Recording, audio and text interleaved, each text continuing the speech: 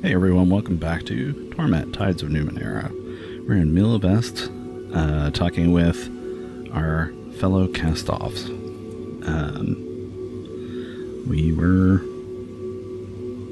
just talking to folks. I think we just finished talking here to Adiris, and we were about to go talk to Adiris again. Happy to help. Maybe. I don't remember. We'll find out. Have you spoken with Melmoth, then? What did he have to say? He said the tides are within us and that we should use our powers as necessary. I imagine he called me a fool, and worse. He has done more research into the tides than anyone here in Millennia. Tell me, did he say anything else?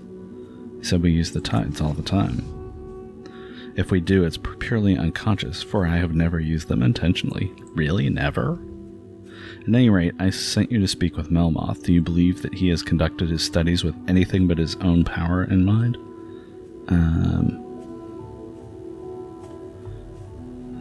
He seems to care deeply for the preservation of knowledge.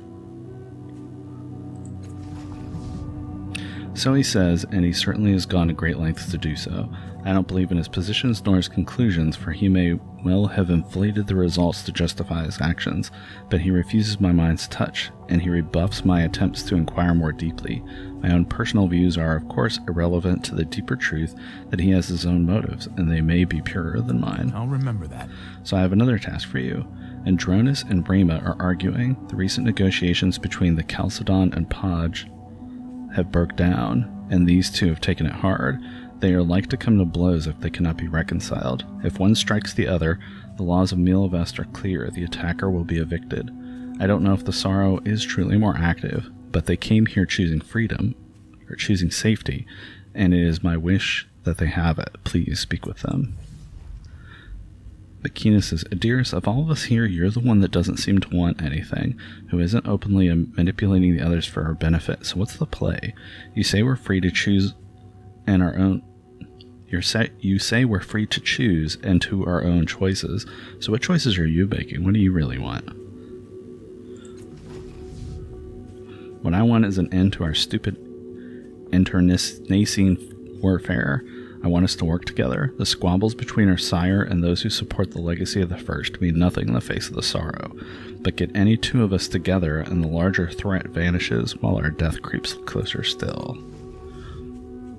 Millennia is a garden, a cage. The Sorrow can't come in, but we can't leave. Have you seen animals locked in a menagerie? They're restless, caged, yearning to be free.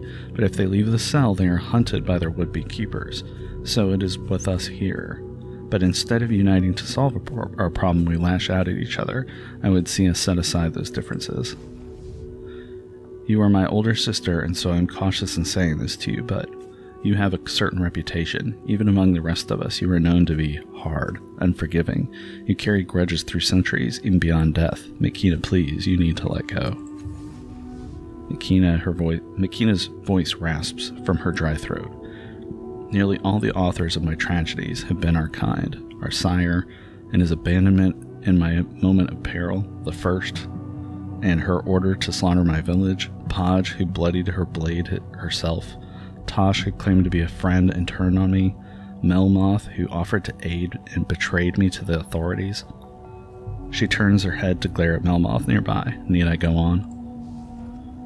Do you always act with full knowledge, sister? Are your choices made rationally with forethought, or do you react without thinking? Think on this and think of what example you set.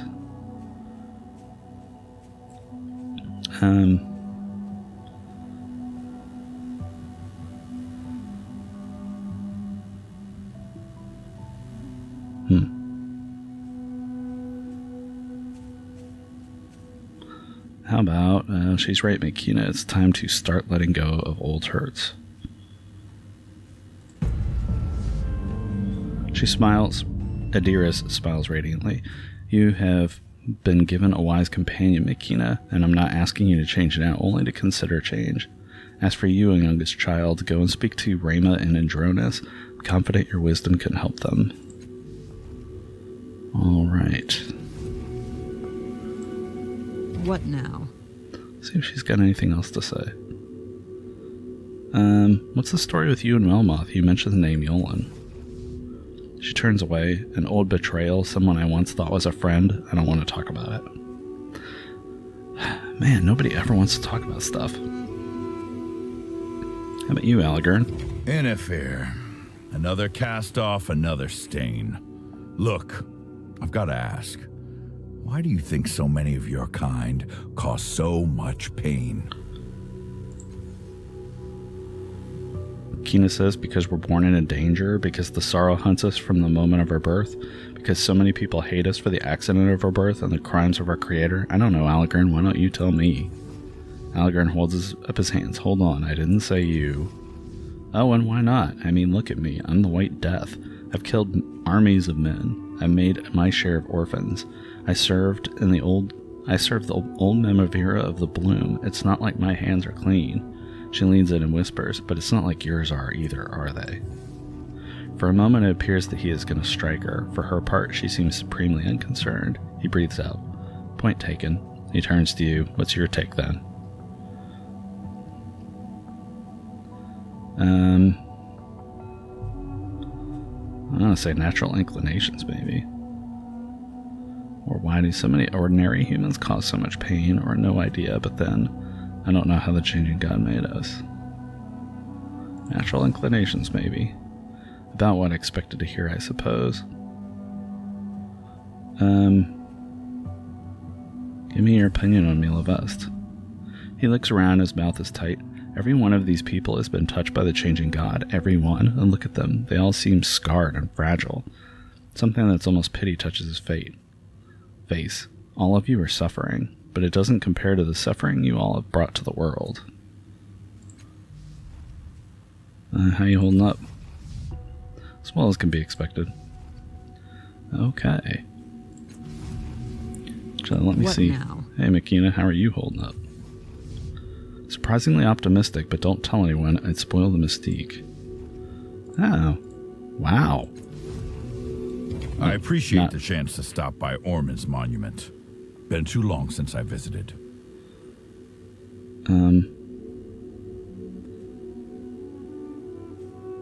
Sorry about what happened to your family, Allegern. Shock registers momentarily in his face, replaced quickly with a short smile.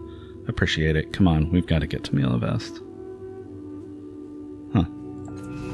About Eridus. What a wonderful place. I'm almost glad they're not fighting their endless battle here. Everything would get all, bloody and burnt. That would definitely ruin the ambiance. I agree. And that's me, Eridus, saying that. I normally don't approve of peace. It's too peaceful. How are things between us? Couldn't be happier with you if you were another me. Okay. I don't think he's got anything else to say. Or does he? Oh, is it time for talking again? Allegern? I didn't realize that, clicking on them after we've talked. Yeah, okay. On it. Okay, let's see. Okay, so these are the two guys. We're gonna stop arguing so much. By the looks of Rayma and Adronis, turn your way. Let's see. By the looks Rayma and Adronis turn your way, you've interrupted a promising tangent of their apparently infinite argument. Adiris asked me to mediate your dispute.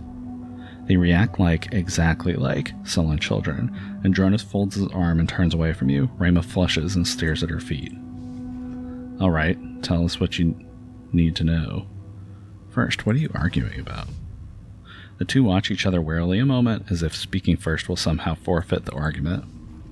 We mostly disagree on the amount of respect due our sire. He arches a cold eyebrow at Rayma, a silent question. She gives a reluctant nod. So what's bothering you, Adronis? I just don't understand her. Changing God abandoned us at birth, then fed us lie after lie when he chose to speak with us at all. She claims he has a master plan. I see a man who serves himself first and always. He doesn't care if we die, even I care more if Rayma dies than our sire does. Did you know that he sparked the whole war from my body? He got the first angry at me, then ditched the shell, leaving me to deal with the consequences. Good thing the first knows the difference between the face and the mind. But Rayma, look, I know how she feels. The sorrow is hunting all of us. It's nice to think that the changing God has a plan to protect us. It's just not true. I know. Damn it, he says, turning away. After a moment, you see why. There are tears in his eyes. None of us want to kill each other. You see that, right? But if I have to choose between someone brave enough to stand against her father and her, I'd drop her and mourn later. Okay. Let's hear your side, Rayma.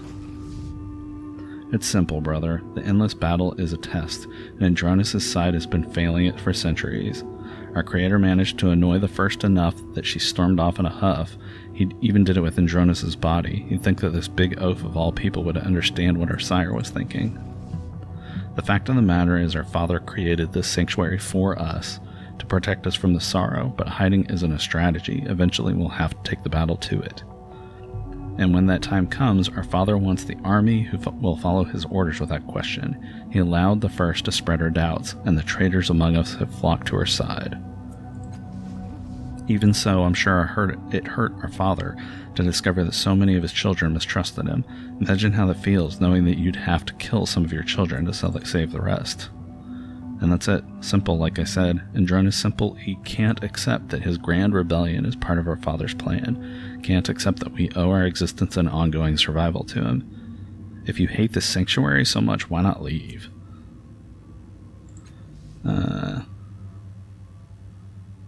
Okay. Before I make my decision on what sort of solution would satisfy you both. Neither of them speak for a moment. Their faces are identical sculptures of surprise. I don't know. Nothing you could say would make us take each other's side, and with apologies to Adiras, I don't want to get along with Rayma. I've hated her for too long. No offense. Honesty doesn't offend me, and we need a decision. You can't please both of us. Our point of views aren't ever going to line up. Okay. Andronis and Rayma go still and stoic, showing no sign of the emotion they displayed before. In this moment, they look very much alike, like family. Well, that's because this is a family argument.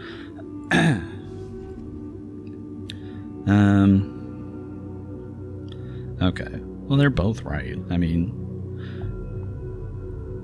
I don't like the changing God more than any of these other people, but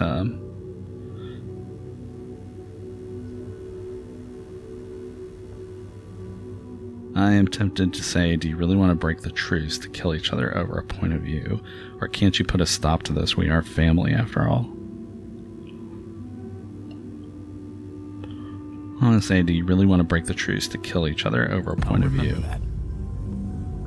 Andronis opens his mouth, shuts it thoughtfully, finally speaks. You're right, we're safe here, but the sorrow is circling. If the rumors are true, I don't want to do its work. Rayma says, alright, just let's talk about something else, Andronis. Can we do that? For now, gladly. Oh, cool. You've got it.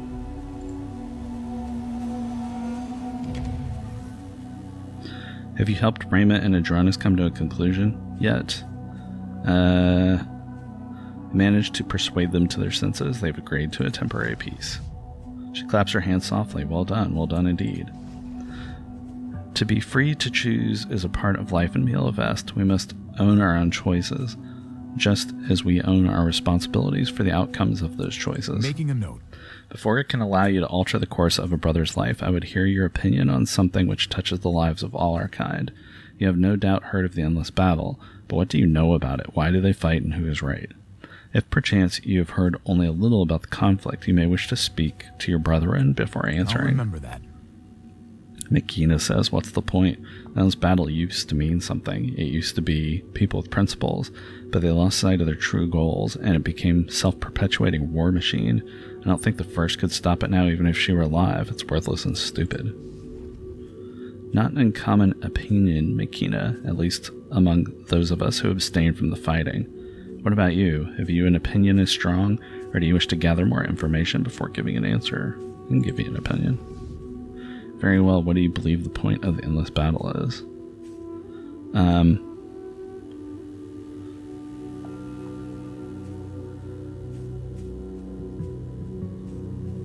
Tolerant Bear Call said. This battle I don't believe that. May have mattered once, but has devolved into self-perpetuating quagmire. Maybe. There is no point, it's a waste. Frankly, it's none of my business. It's war, senseless violence caused by pride. Like any war, each side is trying to achieve its goal through force.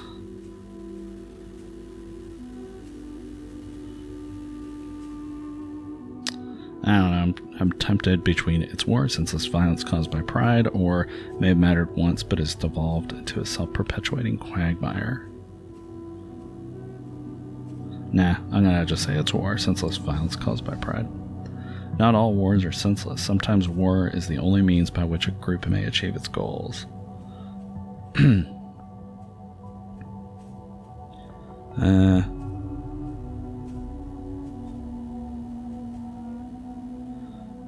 Say no, there's always a peaceful solution if both sides are willing to work hard enough.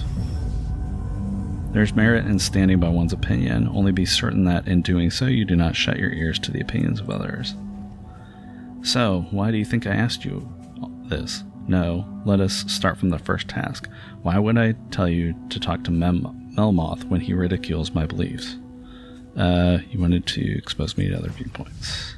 Precisely. When we have incomplete information and we are exposed to alternate, opposite viewpoints, how do we judge which is true? We must reach a conclusion at some point, but unless those conclusions are backed with incontrovertible evidence, you must never imagine that you have the sole grasp on the truth. What do you imagine I intended when I asked you to intervene with Rama and Jadronis? To resolve dispute with regard to both parties' feelings and motivations. That is exactly so.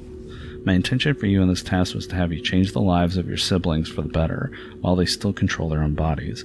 To offer them alternatives to see if you could provide them a route through their troubles that maintains their core goals. And then we come to the question of the endless battle. What purpose did that discussion serve? Challenging my beliefs with alternative viewpoints, perhaps?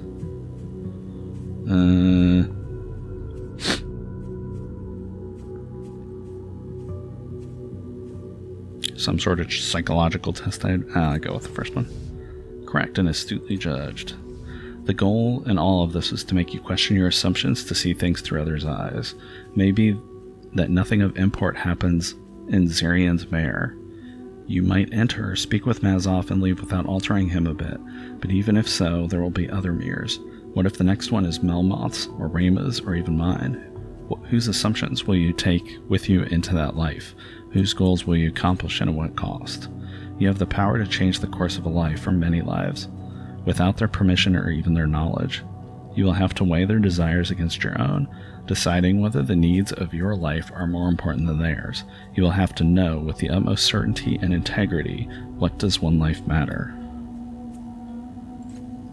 Boo, that's a lot of options. Okay, each life is important.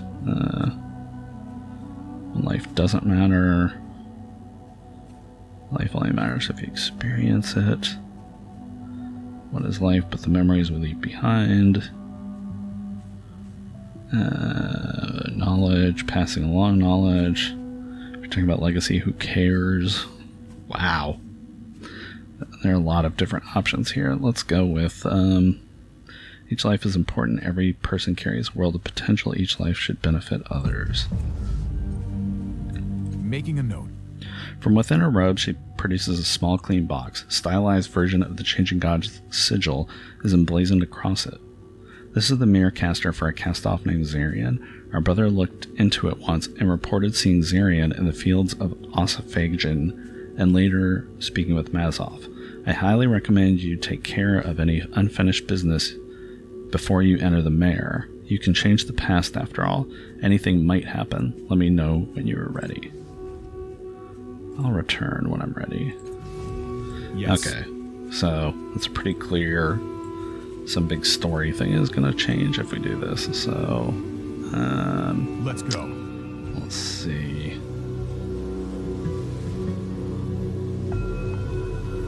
Okay. I was really, really hoping that there was a... Okay, she offered a place to sleep, which I don't think we need right now.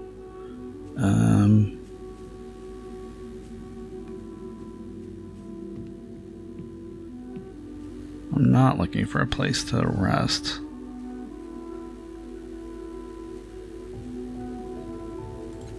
What are the wires on your tools? I use them on my custom work. Right. She's the one that upgraded our armor. Okay, so, You've got it. I am going to go back to the Valley of Dead, or I'm going to go back to the Necropolis, because there were a couple of tombs I still wanted to check out. I don't know if she meant that just Mila Vest might change, or if everything might change, so with that in mind, I am going to go. I found we actually have a couple other tombs here. We have a tomb for Choi, the little girl that we were supposed to investigate, and there was a tomb number on the note that Phoenix gave us. All right. I would like to check those out. So first, the tomb that Phoenix gave us, which is 1, 5, 3, 5. When the fourth hexagon illuminates, a field of energy forms around you, and you feel the same tight sucking sensation at your gut.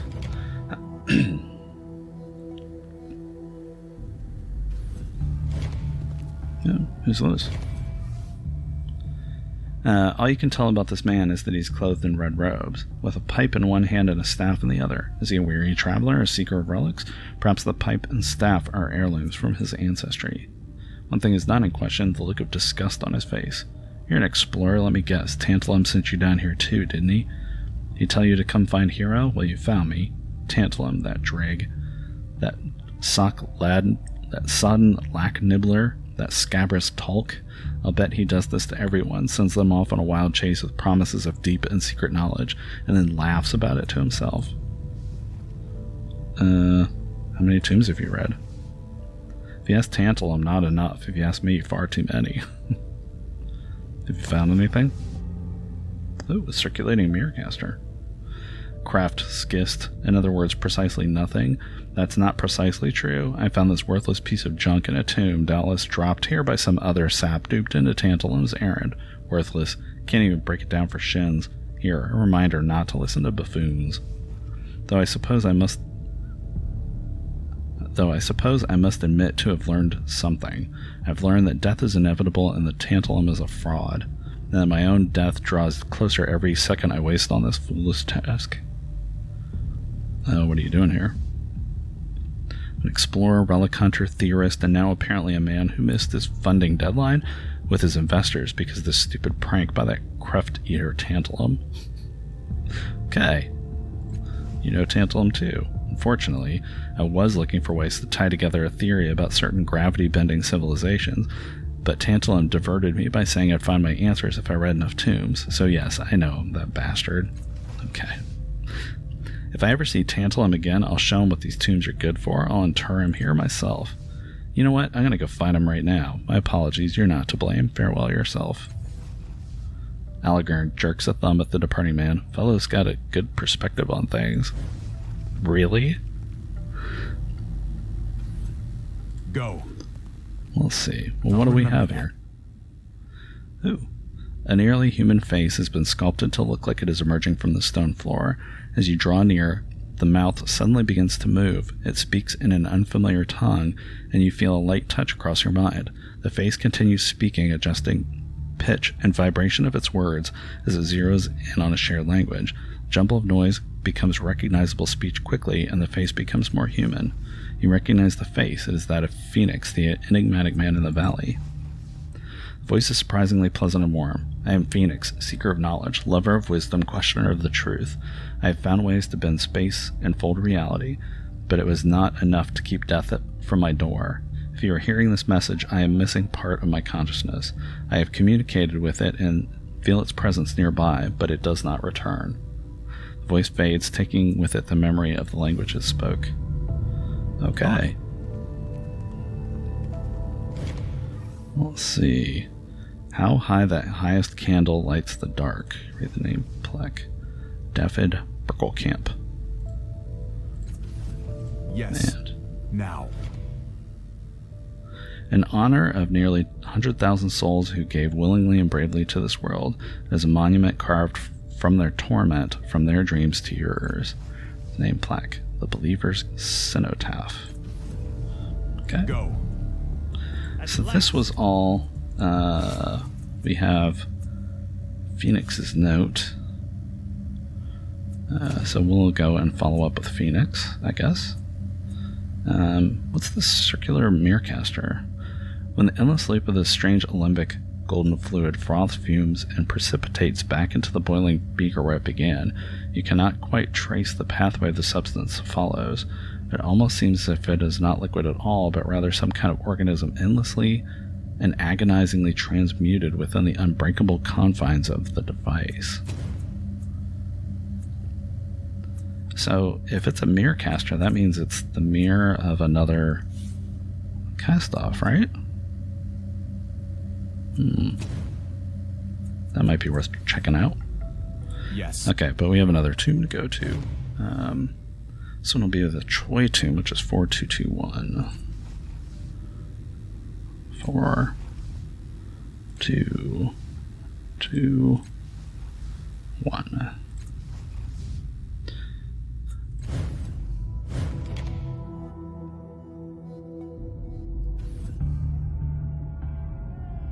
Oh, this looks familiar. Have I already been here? Once again, the wind pushes your gaze towards the tiny striations. Oh, I've already done this one, haven't I? On it. I think I've already read these too. Let's check our no journal. Here it is. Huh. Could have sworn I had. I could have sworn that I had a quest about Choi. Did I not? Yes. Okay. Now. Wait. No. Before we go here, I Ready. want to make sure that I remember this. Okay. So there's this thing, allow the wind to guide your eyes again. Choi Kai-sul. Oh, that's right. I remember this name. So we were sent here to investigate the tomb of Dead Girl. Who's this? And this last name is the same last name as somebody back in the Valley of Dead Heroes. Somebody who, if I remember correctly, said they didn't know, they had never heard the name Choi. So let's I want to go and see if I can remember who that was.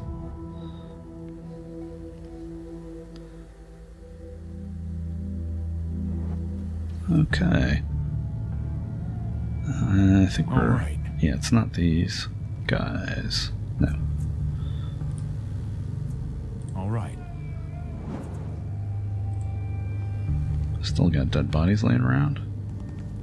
Although... On my way. Hang on. Ah, that's right, tab. Go. Aha. So now with the tab trick, there's actually things I can loot. Oh, man. Look at all this that I missed before. All right. Although technically I am looting the dead right now. Of course.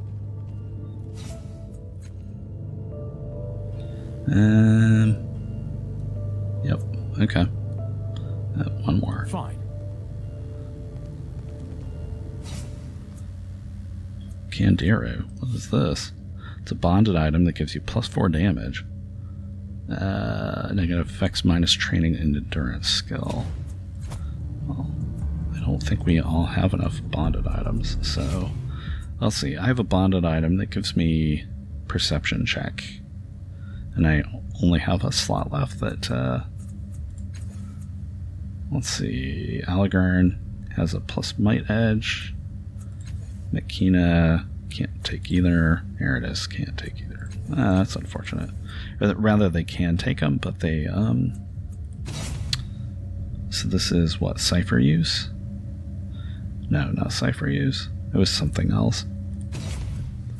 It's, yeah, if you've got this blue thing, then you can equip a cipher or a bonded item, and you get the positive effect, but not the negative effect.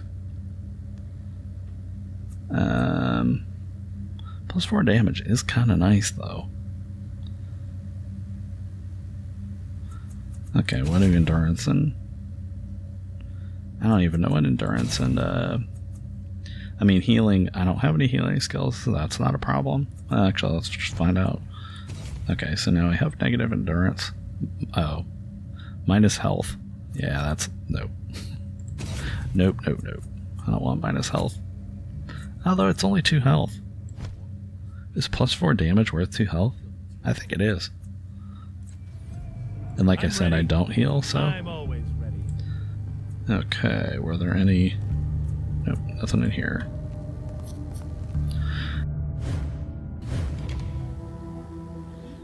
So hopefully that hero guy is not attacking Tantalus out here, because, kinda hoping, Actually, didn't we buy everything we could? No, Tantalum. Sorry, not Tantalus. Hey friend, have you been seeking the secrets of the valley? Yeah, I've read about 26 tombs. Great, keep searching. I met a man named Hero. He said that you're a fraud. Did he? That's a pity. I was going to mention him to you and tell you not to follow his path. Hero's not dedicated. He doesn't have the ability to stay the course. I'm sure you will, though. I met Silver. He said he knew you. Ah, and how's that delightful creature? How has it been going on his particular task? What is he? What kind of creature? A human, I suspect, though in a strange shape. Strange shape indeed. Okay. Oh, wait. Let's trade. Okay, first of all, do these guys have anything to trade? They do not. Let's look at this. This is definitely worth selling.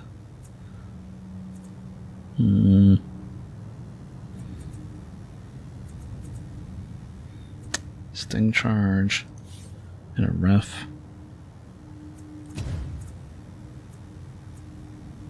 Okay, so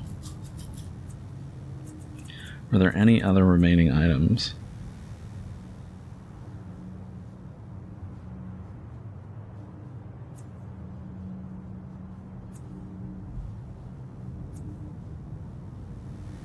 This is tempting right here. Gives me +1 armor, +1 resistance. Although, actually, now that I'm here, I'm remembering that the merchant in Mila Vest had even better stuff, so maybe we'll just go spend our money there. But let's see. Phoenix is here. Need to talk to him. There's another guy. Yep, this guy, Ronos Kesul. I'm gonna go talk to him as well. Why do I have negative fetals? What are these?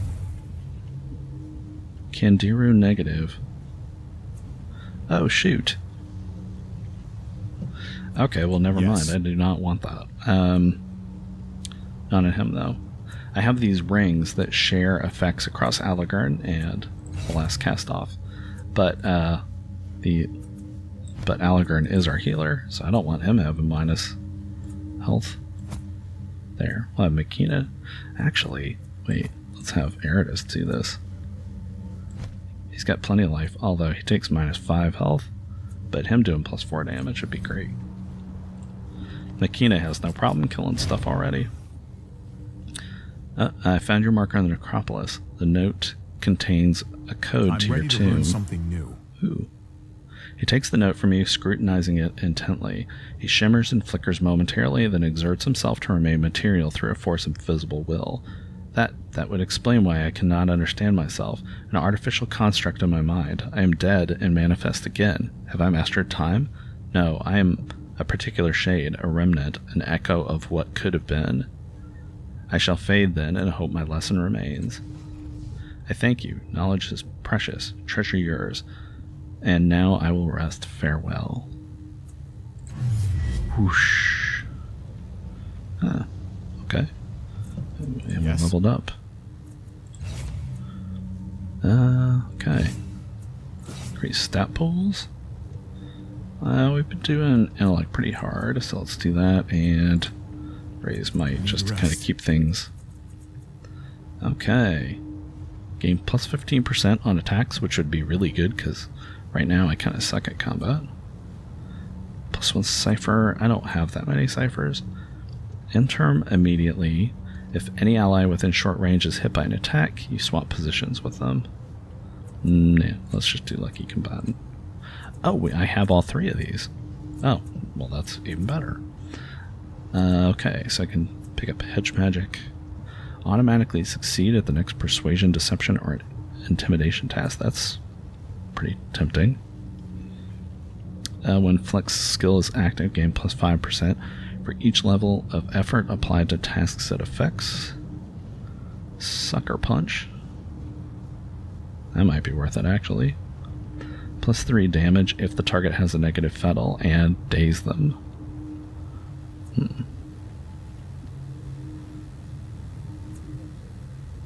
Fling a cloud of nanoparticles. Dazing. This is Makina's attack that deals weapon damage plus 3. That's even better than Sucker Punch. And it heals you instead of dazing them. Warp Dash. Hobbles people. Does a little bit of damage. Let's pick Warp Dash. That seems kind of cool. Or Sucker Punch. Tempting.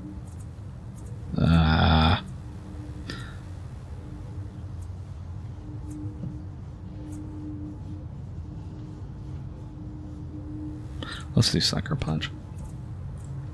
I kind of want to move things around. Okay, so I have a skill to increase. So let's pick up... I kind of wish I could undo running. Oh, I can. Because I'm very, very slow right now. Let's see. Wait, I didn't mean to unpick that one. I kind of want to be good with some of these others, though. But I hate being so slow.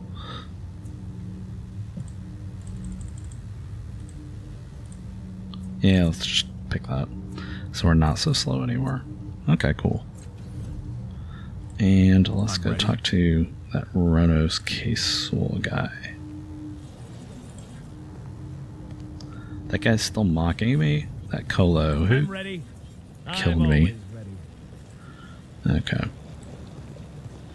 Oh, well, let's tab here. Make sure we're not missing any free loot. Want a job done right. Okay, Ronos. Found the tomb for a girl named Choi Kai-sul. Is she any relation to you? Choi Kai-sul, how interesting. No, sadly I've never heard the name. I took my name not from Choi's marker, but from the hero I was in my true life, Ronos Kai-sul. Here, let me give you the code to that tomb so you can visit yourself. Maybe Choi's name is in the histories, if you can access them, that is. 2413. Okay. So we have another tomb to go to now.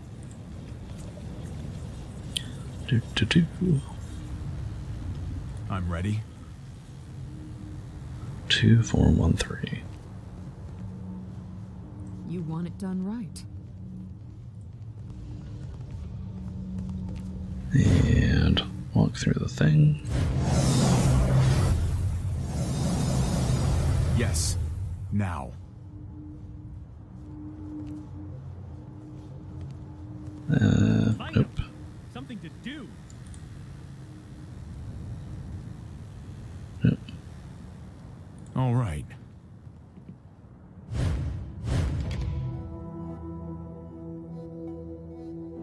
And okay. All right. And back over here.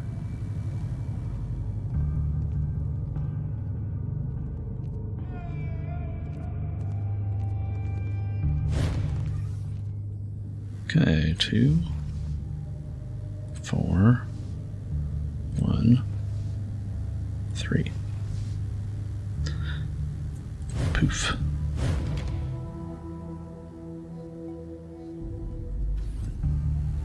Okay, this looks just like the Phoenix right. tomb. Did I write that down wrong? No, this is a different one. As you touch the engravings on the epitaph, you feel familiar stirrings of air pushing your eyes towards the imperfections on the surface. As with Choi's tomb, the glyphs of truth curl into shape as the distortions of the air and form themselves into the name of the deceased, Ronos Kaisul. More words begin to form, taking shape like clear smoke. Examine archives, display likenesses, leave. Okay, examine archives. Protection of archives enabled. Speak the code and read freely. You remember the words of Choi's marker. Your name will live forever. So you speak, and so you whisper that name, Choi. It works. Reams of potential information begin spilling into the air, hidden behind these words. Let's see the history of Ronos Kaisul. Ronos Kaisul was born Ronos Genvin, an only child in a successful merchant family of Sage's Cliffs. His parents sought for him a position within the bureaucracy. He showed an early aptitude within the gentlemanly pursuits of governing weaponcraft and poisons. His interest took him elsewhere. He became fascinated by the secrets of the ancients and experimented with their lost knowledge under the tutelage of the Aeon priests. As one of their number, he sought the secrets of life and established himself in the field of medicine, focusing particularly on those damaged by the Numenera. He married Rinda Kaisul, taking the name for himself and their family. They had a daughter named Choi. She was the new center of Ronos' life until the children of the Endless Gate abducted and murdered her. Ronos vowed to avenge Choi's death and destroy the cult. This vendetta consumed him. Options now include for you to return to the main tree, where you can hear and read about his experiments, or you can continue with Ronos Kaisul's vendetta against the children of the Endless Gate. With the loss of his daughter, Kaisul resigned from the Aeon priests and turned his attention to destroying the cult. By then they had moved on, leaving him with no object for his revenge. Renda Kaisul took her own life. Ronos redoubled his efforts, sold all that he possessed, and devoted himself to finding the children. In time, he hired an explorer named Marcissa to assist this pursuit. Neither returned. Years after disappearing, Kaisul sent a letter to his oldest mentor. In it, Kaisul explained that he had found the children and their leader, Ennefair. He wrote, Ennefair and the others are victims, not monsters. They are prisoners of pain, and Ennefair is a slave to dark masters beyond our plane. Rather than seek vengeance, I will endeavor to set them free. Some months later, Kaisul's body was transmitted to that mentor as well. Many years after that, the body of his guide, Marcissa, was deposited in the Valley of Dead Heroes. Thus ends the story of Ronos Kaisul, entombed herein. His wife, Rinda Kaisul, is interred in her family's ossuary in Sage's Cliffs. The marker of his daughter, Choi Kaisul, can be found at 4221. Marcissa's tool lies at 1254. Okay, so 1254. Oh, which is the Endless Gate. 1254 was the Endless Gate code. Experiments included vivisection and necrosection of a variety of creatures across a protectorate's biome. These led to investigations into cross-dimensional manifestations and psychoses, a field of study Kaisul abandoned upon the death of his daughter. Bequests. While Scholar Kaisul liquidated the overwhelming majority of his estate shortly before his disappearance, certainly family trusts and ongoing honoraria and royalties remained. These were assigned to the Aeon priests of Sage's Cliffs until confirmation of Kaisul's death. At that time, the remaining properties escheated to the city. Okay, and genealogy. Scholar Kaisul Ni Genvin conducted extensive research into his background. He has uncovered trace evidence that he is distantly related to the slave families, though further research suggests that his particular branch was excised 150 years prior to his birth. He married Rinda Kaisul, and they produced one daughter named Choi. She perished, and with her passing, both the Kaisul and Genvin lines vanished. Go.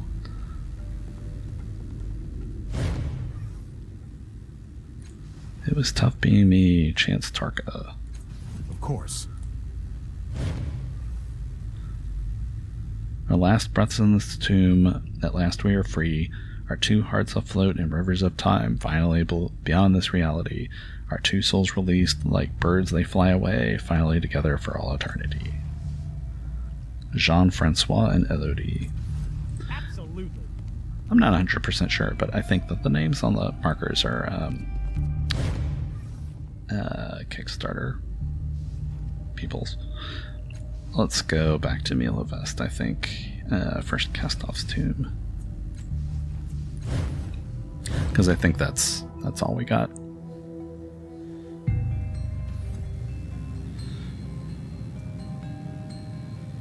Yep. Nikine is hilarious. Whatever. Okay.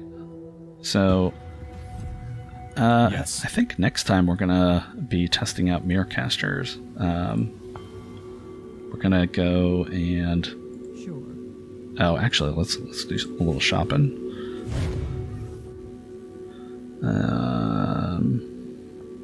We'll look at your Numenera again, of course. Let's see, we've got a little bit of money. There were a couple things here that looked really good. One of them was the ring, right? Yeah, I definitely want this. It's the other half of this ring, so we'll be able to combine them now. So that leaves us with 415. Ah, this blade is so good, but we can't afford it. No.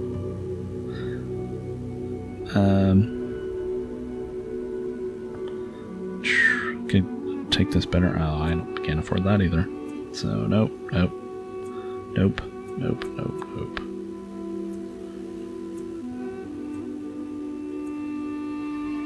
Great axe, nope. Man, I really want the sword, but you'd have to come up with 130. Let's see.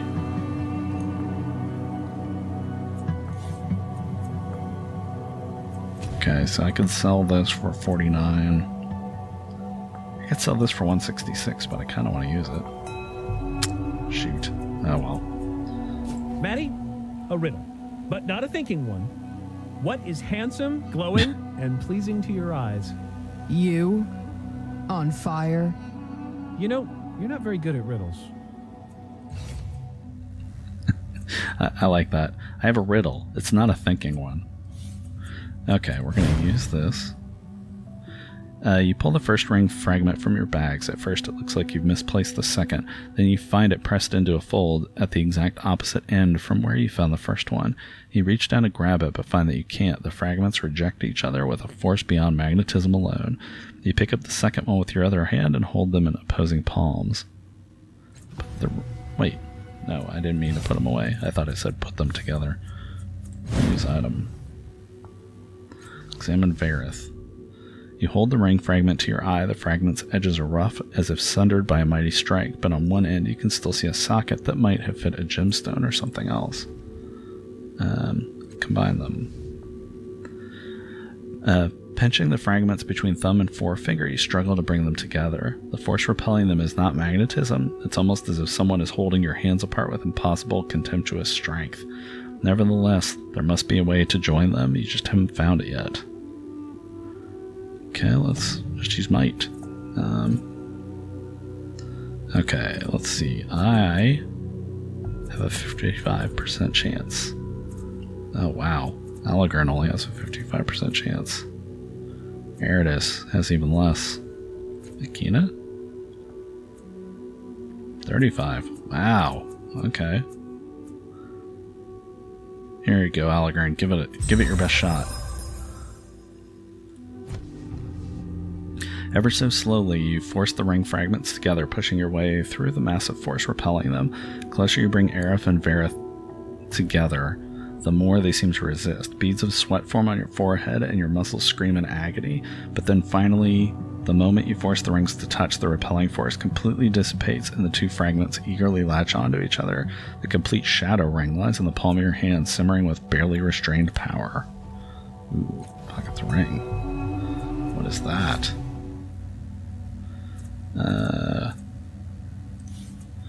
Okay. 4 resistance, plus 2 relativistic damage on attacks. Okay. That's interesting. Oh, but I had to get rid of my ring of entanglement. Shoot. Tell you what, we're going to give this to Makina. Oh, nope, I gave her the wrong ring. Wait. Okay, I want you to have that ring. I want you to have this ring. And there we go. Okay, so next time we will go and talk to Adiris about that mirror caster. And maybe if I remember, we'll actually try the mirror caster, that second mirror caster that we got. Anyway, thanks for watching. I'll see you soon. Take care.